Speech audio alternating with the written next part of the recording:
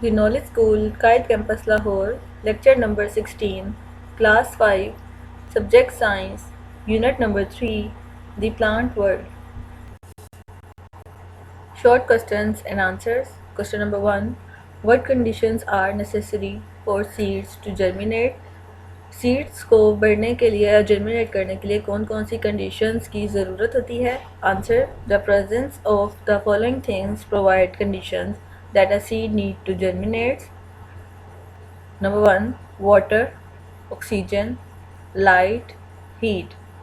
एक सीड को जर्मिनेट करने के लिए जिन चीज़ों की ज़रूरत होती है उसमें पानी, ऑक्सीजन, रोशनी और दर्जा हरारत शामिल हैं. Question number 2.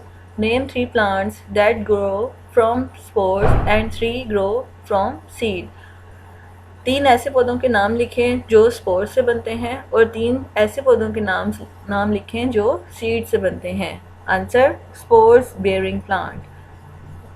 वो पौधे जो स्पोर से बनते हैं उनमें फर्न्स, मॉसेस और एल्जाई शामिल हैं.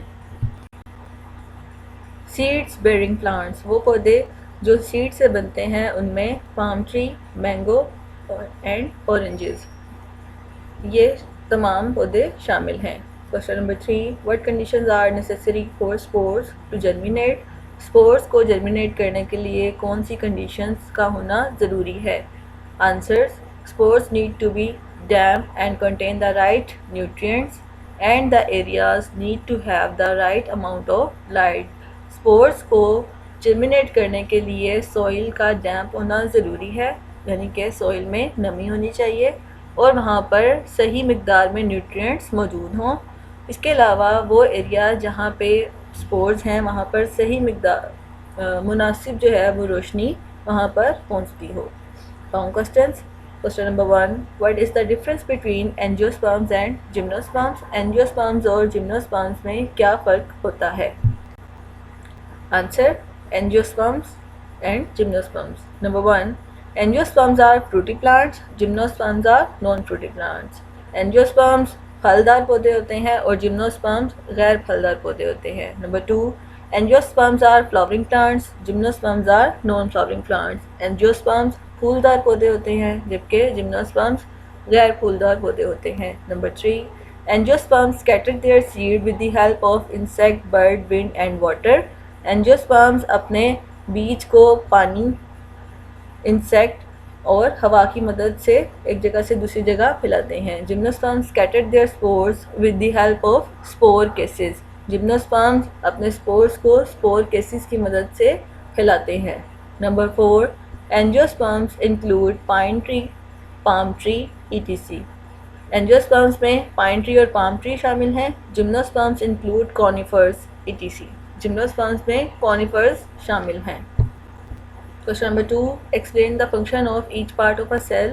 सेल के हर हिस्से को एक्सप्लेन करें. Answer: cell wall. It provides more protection to the cell. Chloroplast. It contain chlorophyll that is required for photosynthesis. Vacuole. It stores things like water, food and waste. Nucleus. It works as a brain of the cell. Cell membrane. It provides surface area for the several reactions. Cytoplasm. It provides surface area for several reactions. Question number 3.